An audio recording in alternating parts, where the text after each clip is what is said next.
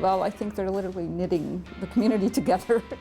Everything we knit gets donated to the 7 to 10 Club downtown. They distribute those to people in need in the community. Anybody who needs a little bit of warmth in their life. To people who maybe don't have the means to acquire those for themselves. The Dover Bay Knitting Club, started by Shannon Busby, is teaching students at Dover Bay Secondary School the value of giving back to less fortunate members of our community. We have the student council who gives back to the school community, and we have Meet a Wee, and they give back internationally, but not as many clubs that give back to just locally Nanaimo.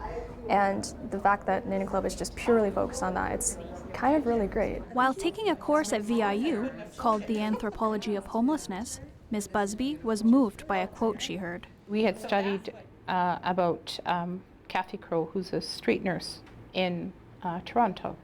And she had said a quote that said, "Small acts, when multiplied by millions of people, can transform the world." That just stayed with me. The course is designed to create community engagement and to consider what is our responsibility. Homelessness is a concern of every community.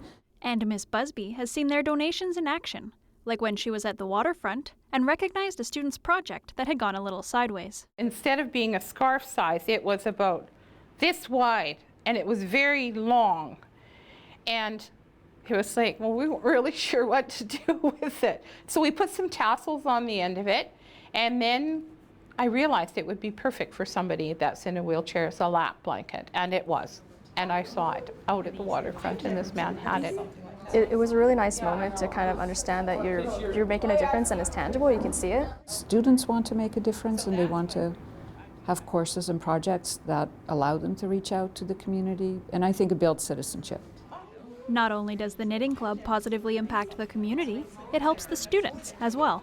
It's kind of good for stress. I dance, I do taekwondo and things like that, and honestly, sometimes when I don't feel like hitting things, I knit furiously. And all of that furious knitting is paying off in skill. The students have surpassed the teacher now, in that now they've taught themselves on YouTube to knit double-sided and ferrule knit, and I don't do that. I'm using 3 new types of knitting that I've never done before for a gift for a friend.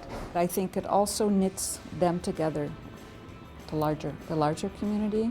It makes me want to kind of look into more community aspects of things wherever I go. Keep your eyes open for their woolly creations on various heads, necks, and fingers around town. In Nanaimo, I'm Fiona Shedden.